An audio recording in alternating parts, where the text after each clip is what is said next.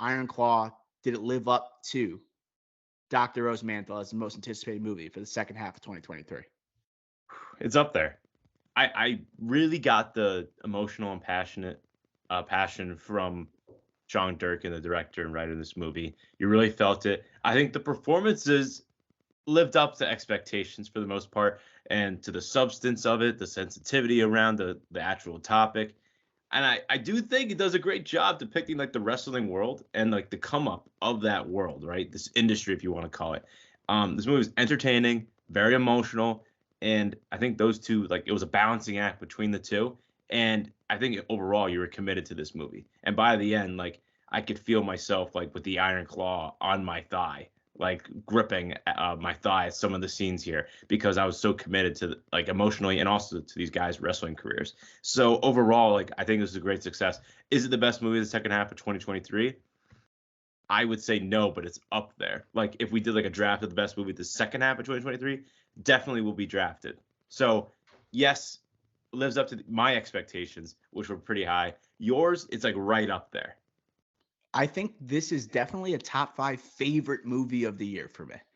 And I think we may be a bit biased because it's sensing the strong connection amongst the cast. You really felt like they were brothers, even though they don't look necessarily alike. They have different body types, but I thought the chemistry was strong between a Jeremy Allen White, a Zac Efron, and a Harry Dickinson. I love this cast, and even if like the performances, you don't get the screen time you necessarily want from, let's say, a Jeremy Allen White or a Harry Dickinson, man, they are just a pleasure to watch on screen. I thought Zac Efron, the first half, I was like, I'm not really buying the hype. Like, is this really a fantastic performance? But it's when the emotional toll hits in the second half of the movie where you see Zac Efron doing things like you really never thought he was capable of. And I agree with you. Like the look inside the wrestling world, it seems so popular of a sports documentary or docu series with a look inside wrestling, the tortured minds of these performers, the physical toll it takes, and the emotional. I think this movie did an excellent job displaying it right in a movie type of format. I think we were waiting for a movie like this, and I think it's very timely and a story that was very worthy of being made. And I think we come from a big family with a lot of siblings. Like having seeing that tight connection on screen, I immediately thought of our immediate family and what would it be like. I mean, it's such a dark thought if like people started to disappear, right? And there was this overhanging like curse on a family or something dragging this family down, a hole inside of this family. I just was a huge fan of this movie, and it was able to capture right the strong bond between these brothers, but also right the tragic downfall of the Von Erichs. Um, let's talk about Zac Efron though. This is a movie star type of podcast today. Did he break through officially, right? Can we expect to see after this performance Zac Efron as a mainstay, headlining and top build in some really dramatic roles? I don't know. I think you should like get more opportunities. He went forward here and he did it. I think this is a complete performance, physically, emotionally, carrying the weight of the movie, and again, so much weight, literally. And again, it was a balancing act for him, physically and emotionally. And I think he really put together all these different personalities on his shoulders. So I think he could do it again. It's just like this was so perfect for him with the physicality of the role, the Mm. sports element, and if you look at his like IMDb and like his upcoming roles, like he's going to be in either comedies like with John Cena, and then it looks like he's going to be in a comedy type of drama with Nicole Kidman, like sleeping, like cause she's like an older woman that he's sleeping with, and that seems like to be the storyline there. So it could be some comedy there, but I think this basically tells me after those performances, he just needs to stay away from like the movies that he thinks could be like jump starters to like a career that's more on the dramatic end. So like he needs to stay away from the fire starters or the greatest beer run ever, right? I think this is like shows that he's already a star, and now this proves that he could be legit and he has this dramatic actor in him where we just need to stay away from those like darts, like throwing darts at the wall type of rules. I agree with you. I think he's got to be really careful with his next movie. And I think it should be a dramatic type of role, but I think it's and something that's taken seriously because sometimes we don't take Zac Efron seriously as an actor. But you want after the Iron Claw, after A24, and potential like awards buzz coming from this movie. It's a long shot, but definitely some awards buzz. He's got to make sure he's picking a role that's well suited. This is like lining up perfectly for a guy who's known for his physique and his shape, and it was perfect for a wrestling movie and him at the center of it. He looks the part, and the physical acting and what we saw like in the ring, I was very much impressed by. But then when you see the second half of the movie and you saw like the emotional chops that he brings, I'm like, oh, he has this too, but it fits right with the character that he's playing. Like, I don't want to see him go all in on a dialogue heavy movie as his next role. I think there still should be some physical aspect to it because I think that's what he's best at. And he is a magnet on screen. Like, you look at these brothers and you see Jeremy Allen White, Harry Dickinson, you see like, oh, these guys are in great shape, but no one's looking like Zac Efron in this movie. Holy crap, dude. He was yoked to the gills. And I was just kind of shocked by the second half of this movie. Like, I got to be honest, I cried, dude. I cried at the end of this movie. This was so hard. The scene where he is watching his children playing football and being reminded of his brothers, and it's just that rocked me. And I was just like, we have Zac Efron holding the screen. He doesn't have his shirt off, right? He is holding the Yes. screen, right? Taking in, right, this moment in front of him and reflecting on like this loss, and like a man who has been raised to be so stoic, and his father telling him at David Von Erich's funeral, don't cry, right? We are too manly to cry. This is not what the Von Erichs are. And to see him, like, all the tragedy overtake him and emotionally overflow, I thought, I was like, damn, like Zac Efron's doing the thing right now. I kind of loved him in the second half of the movie more so than the first. Like, he literally looked like a doll, like Yeah, a perfect, like, structure, physical human being, an almost. action Like, figure. yeah, action figure is a better way to put it, not doll. That was stupid. But, that's what, like, I'm not trying to be weird, but, like, you're just, like, in awe of, like, how, like, he looked. Because he literally looked like an action figure, like, sculpted.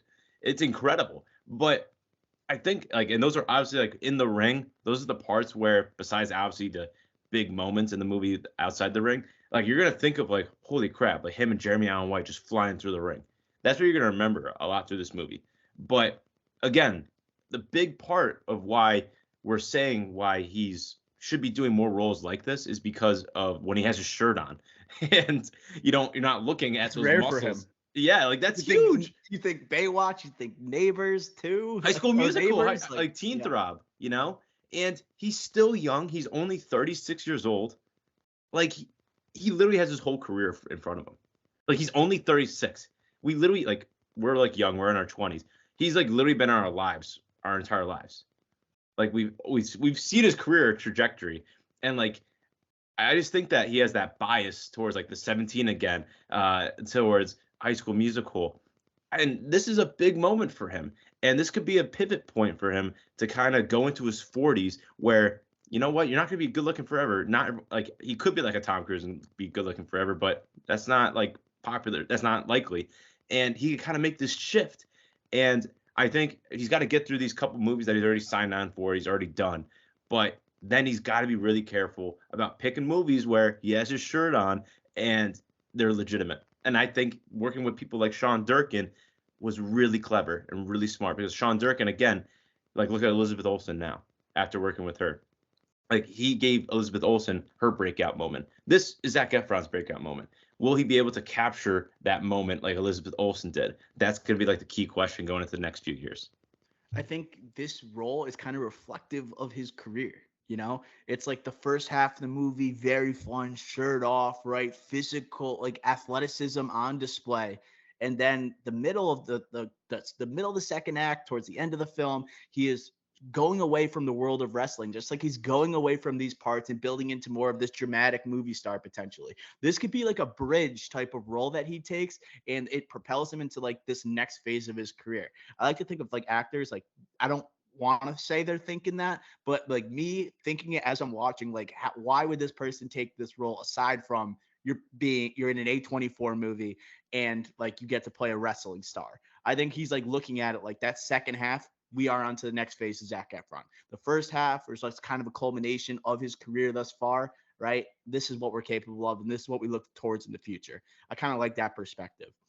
Uh, let's talk about some of these other performances here before we get into some particular scenes and where the story goes. Jeremy Allen White, Harry Dickinson.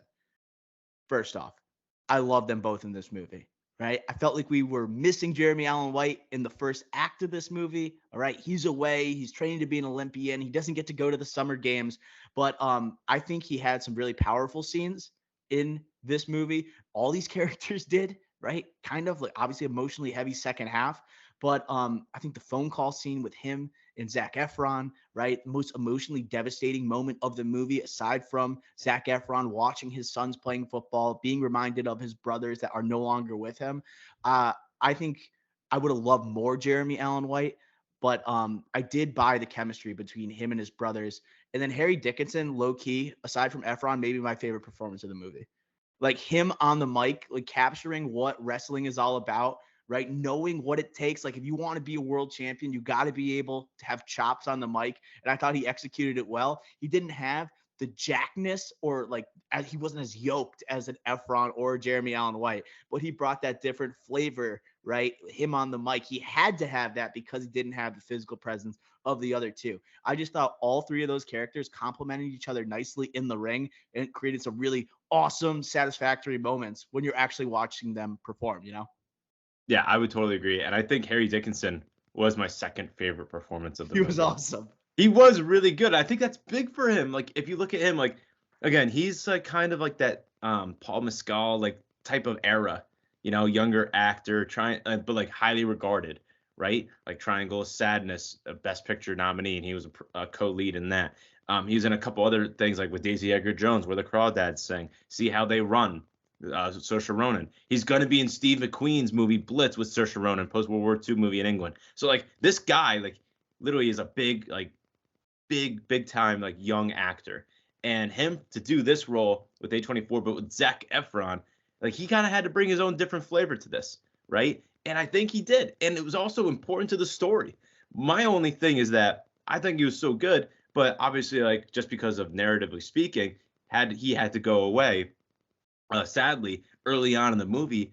I just wish we kind of did more with him when we had time with him. Yeah. And you can say the same thing for Jeremy Allen White. Big time. Kind of slow to get him involved. And I think that there was time where we could have gotten involved closer. And then when we had him, and when characters started to dwindle down, we could have gone deeper and had gotten more depth between him and the Zac Efron character and that relationship, similar to that we get with Lily James and Zac Efron's character and their relationship in the beginning. So I just think it was a tough balancing act to kind of get all these relationships going. But it just seemed that like Harry Dickinson and Jeremy Allen White were just great. Like, holy crap, that's awesome. But like we didn't get enough of it. You know what I'm saying?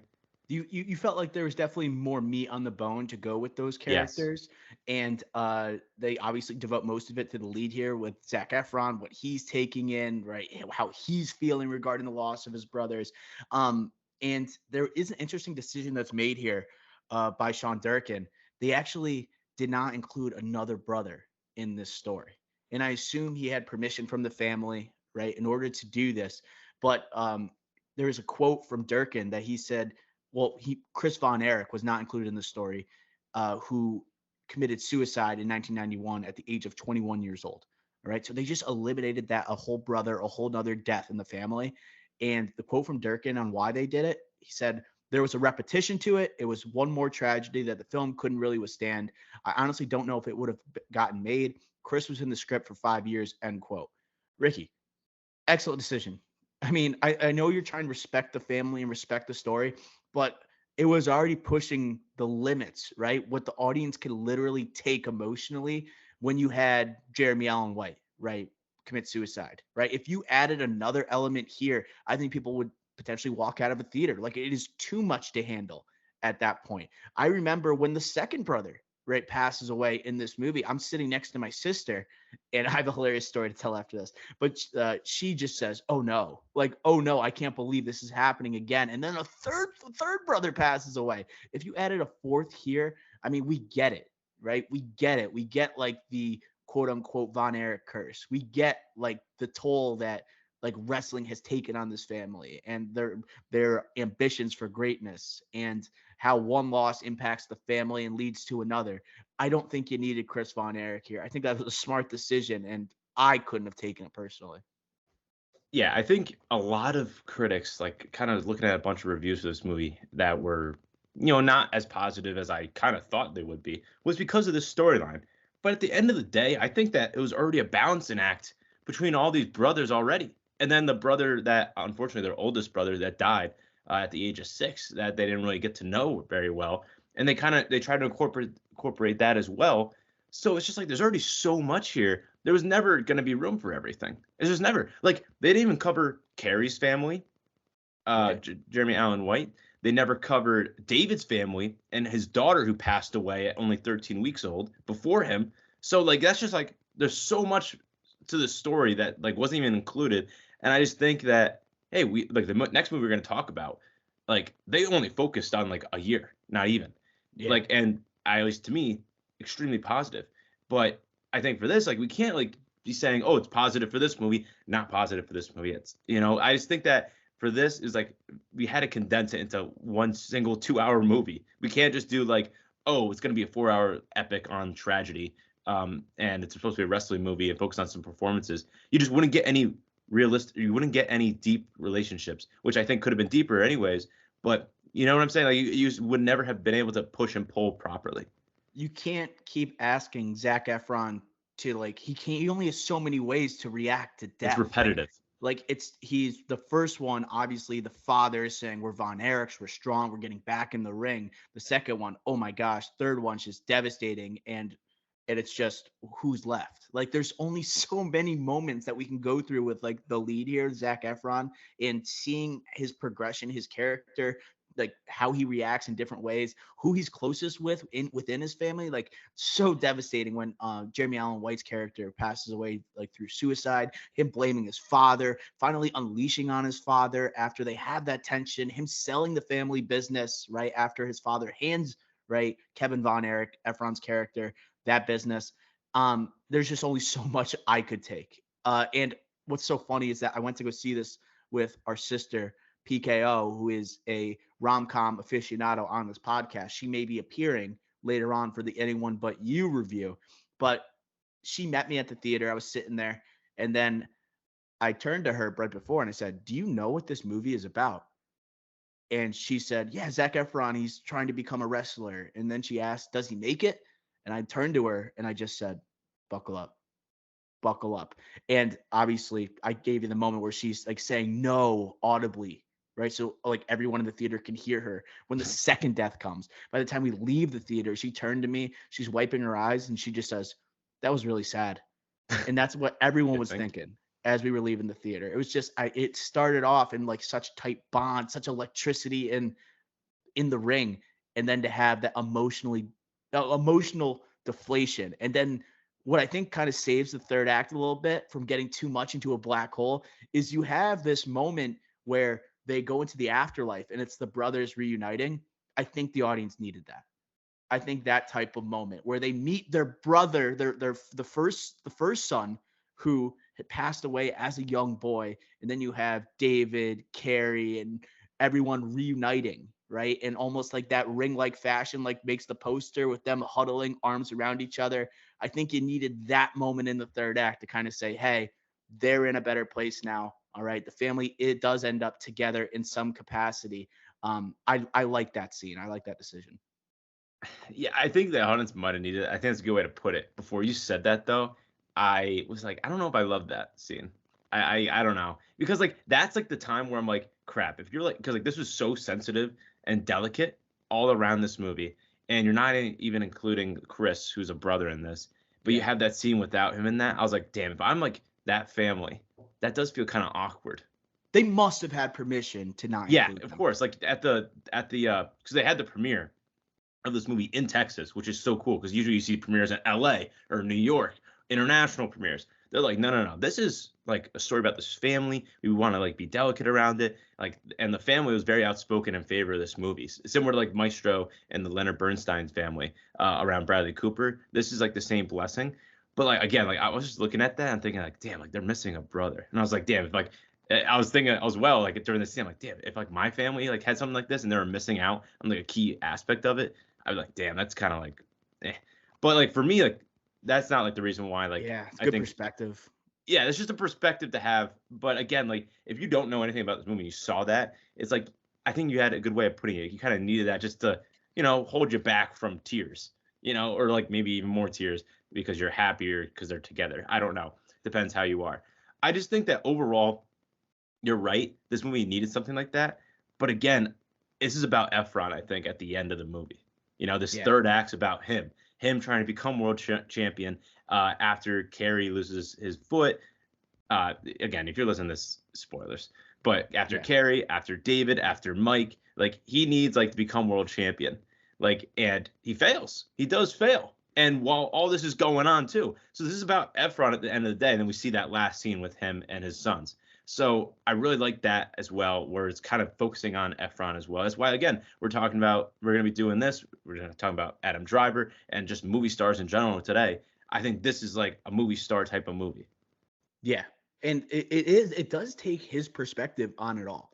And like the movie, he needs his brothers. Like where he struggles in the ring, like and he loses it. He does no one. He loses his connection with his father, and then he doesn't have his brother's support system, and he loses it in the ring in his career before he knows it. It's all gone. Right as wrestling is really taking off into another level. We got the Ric Flair cameo that we're going to talk about. Bringing up Holt McCallany here, he gave a lot of like, oh, I never got to do this. I'm gonna have my sons execute my dream.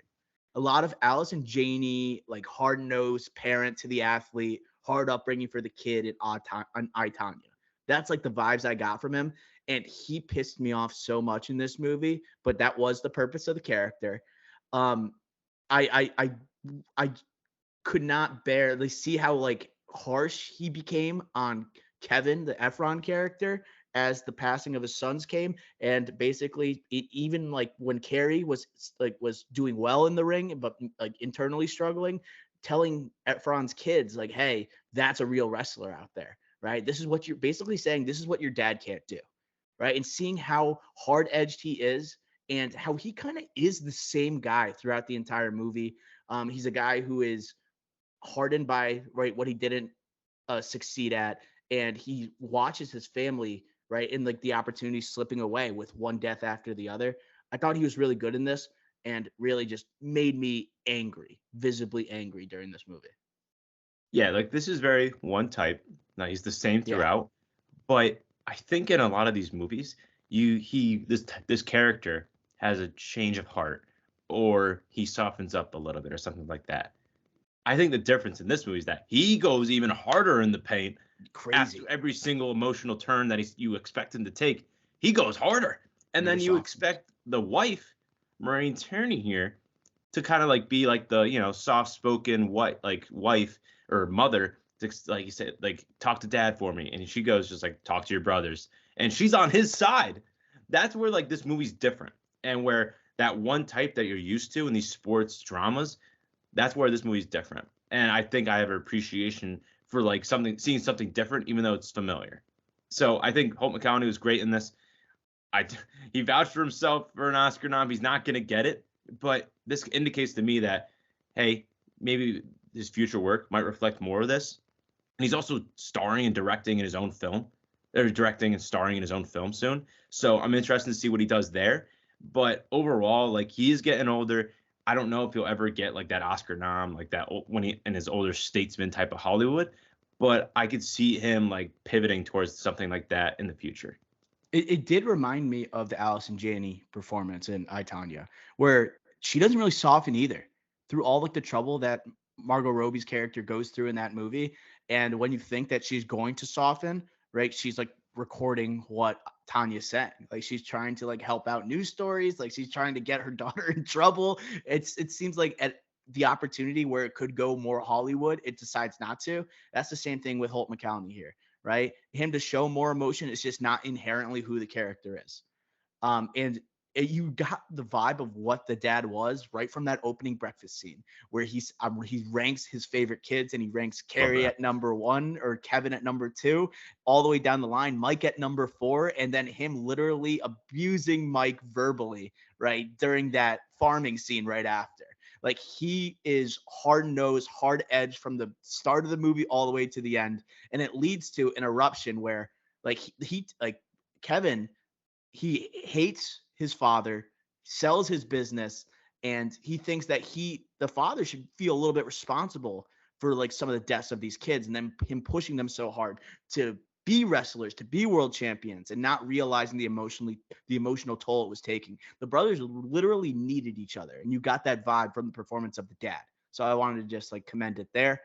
Um, where I think as we wrap up here, flaws of the movie, other than like obviously some underwritten characters, Jeremy Allen White and Harry Dickinson in particular, this movie could have used a little bit more of a woman's touch. It was very much macho bro in the first half. And when that emotional toll is taking place, right, you needed more scenes with the mother. And you do get a very impactful one with her staring at the dress that she wears to the funeral and her saying, I wore this one last time. That made me cry. That was emotionally devastating to see her say, I have to go, I have to watch 4 of my children pass away. And I have to continuously, right, show up in front of these people, act like this is different than the last one. And her staring at that dress. I thought that was her most impactful scene. When I saw that, I'm like, we might have needed one or two of these with the mother rather than just these big jacked up bros trying to act stoic every time the brother passes away. I agree. I think Lily James kind of had that womanly touch in the first act where she's the Oh yeah, flirtatious good point. fan, you know? And I think the chemistry as Efron worked for the most part. But then she kind of goes away once Jeremy Allen's character comes into the fray, like 30 minutes in. And then at the end, we try to get her back here with that relationship and the kids. But it just seems like she was almost forgotten. And we kind of need like either the mother or her to stay with us, throughout the movie. And I think we just saw that dwindle as we went throughout the movie. I think also there was a lot of exposition, a lot of like direct spelling out what's going on. I think it was helpful a lot of times, and we needed exposition. And I really liked like the wrestling aspect exposition. But then there was a lot of times where it was very direct when it was outside the ring where we didn't need to be. So I think that's like one flaw I had. But overall, like I really did like this movie. I think at times we sacrificed some character development to kind of cover more narrative, historical ground. But end of the day, like I do think this kind of hit home on what a sports drama should be. And this one, again, darker than most. And I think it did a pretty good job balancing like the sports, the career element, also a sport that we're not familiar with as well, and also the early stages of the sport. I think it did a pretty good job of that, mixing in with the obvious tragedies here. Yeah, how low level of a start they had, right? Literally like state competition for wrestling, trying to go mainstream, trying to link up with ESPN, but also like the physical toll it took on the brothers, right? How they have to fight through injuries. And I like how I was talking about this with I think our cousin and I think you, Ricky Flex, off recording. I like how they kind of explained how wrestling is a sport and how you are competing for a world championship. I think people don't understand, and it does a nice job displaying like why Kevin Von Erich could never be an individual champion. Where you have to have talents in the ring, you got to show athleticism, right? You have to look the part, but also you got to be great on the mic, right? You have to be able to be a showman and you have to win the people's hearts almost like Gladiator. And if you're able to do that, you earn yourself into being world champion, right? If you don't have all the tools in place, you can't ascend to that level, right? You have to be like a Ric Flair, right? And what was great about this movie, it showed when these brothers were so complementary of each other, they could put it all together as a group and then they were world champions together. Like to me, that's why it makes it so devastating is you lose one after the other after what they accomplished so young in their careers. But Ric Flair, I don't know much about wrestling, and all I see is a lot of negativity around his performance. I know it's a quick snapshot. It makes Ric Flair look like a real dick, honestly, especially outside the ring. I don't know if he actually was like that, but I just know a lot of people are upset by it. I'm not going to comment on it because I'm not knowledgeable on Ric Flair, other than Ric Flair Drip, great song. But Ricky Bucks, any thoughts? And do you have any background on Ric Flair? I'll say this: I'm also not the biggest wrestling fan, but people are shitting on or crapping on it. I don't know. Like, I think his reputation precedes him, so I wasn't all too surprised, and I don't think it was that bad. Like, he is like the pre-attitude era of wrestling. He kind of like opened up a gateway to be crazy, you know. So I wasn't at all surprised. And also, he's an arrogant guy. Of course, he's a wrestling star. So I don't think it was that bad. Like, I think it was just of the times, and I think people were just overreacting to it. You know, I'm really surprised by the outrage. So again, I'm not the biggest wrestling fan, but from an outsider looking in, I wasn't surprised at all, and I don't think it was that bad. Yeah, I don't think the woo was that bad. Woo! Like I don't think that's That that was pretty bad. good.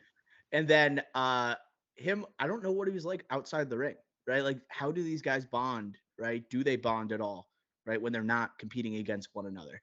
And I think it really showed him like kind of apathetic to the situation that was happening with the Von Erich brothers. He's definitely fully aware of what they were going through. But I don't know. I just don't know what you were expecting out of a Ric Flair cameo. I think you needed it to show like this is the explosion of the sport that's about to happen, and like the Von Erichs are kind of forgotten when this explosion does occur before the Attitude Era, like you're talking about. But yeah, I just thought it was okay. I also wanted to talk about soundtrack. I thought it worked. I thought Tom Sawyer as the opening, that transition into them in like ascending in the ranks of wrestling and them becoming like nationwide known, right, wrestlers and a triple tandem that was a menace in the ring. I thought that's up there with one of my favorite sequences of the year. And just seeing the brothers like feed off one another was amazing to see. And I like that sequence. And then obviously when you play Don't Fear the Reaper, you're gonna have me hook, line, and sinker. Any other thoughts, Ricky Flex? The soundtrack was awesome. Don't Fear the Reaper, Tom Sawyer Rush, Don't Do Me Like That, Tom Petty. You have Mm. Eddie Money in here. Frankie Valli even mixed in. Obviously, the Thank God I'm a Country Boy dancing scene. Fortunate Son CCR, Painted Black Rolling Stones, Journey's in here, Will in the Sky, Dream On, Aerosmith, The Boys of Summer, like obviously a bro movie, Rock and Roll Led Zeppelin, like Kansas is in here. What like great soundtrack. And again, it covers like different eras. Very well done. And it was good at like mixed in. I think that was very effective. Yeah, it's like a classic rock channel, on the FM, just watching these guys operate. It was cool to see, captured a little bit mainstream, but at the same time, that's what I'm looking for. Oscar consideration, I don't think this is going to get a best picture, right? I don't see it in any other categories really, right? You could have a supporting potential for, let's say, a Holt McCallany like you talked about, or a Jeremy Allen White, but the Oscars are pretty stacked this year in these lead actor and supporting actor categories. I think Efron has the best chance at scoring a nomination, but he's on the outside looking in with a lot of strong contenders. I don't think he gets anything, but it still remains one of my favorite movies of the year. Yeah, I think not being nominated for any Golden Globes is tough because this is a type of movie that should be nominated for a Golden Globe, Yeah, you're right. sports movie, and especially the supporting actor side because there's so many like because the Golden Globes divides in between like musical and comedies and dramas, so it gets more people there. And there's over 12 people. There's 12 people nominated for every single type of role, acting and supporting acting each. And for this not to get a single one is tough. But surprisingly, even though I think it's the hardest, I think it's more because like again, best supporting. I think Jeremy Allen White, Harry Dickinson, Holt McCallany, they kind of split off each other. So I don't think any of them even have a shot. I think the best shot, which won't happen, will be Zac Efron. They, Um, they they were trying to give Jeremy Allen White that moment on the phone, and like that moment right during Christmas time, trying to give his dad the gift. I think they were trying to push towards something there, but it's just the screen time's not viable enough.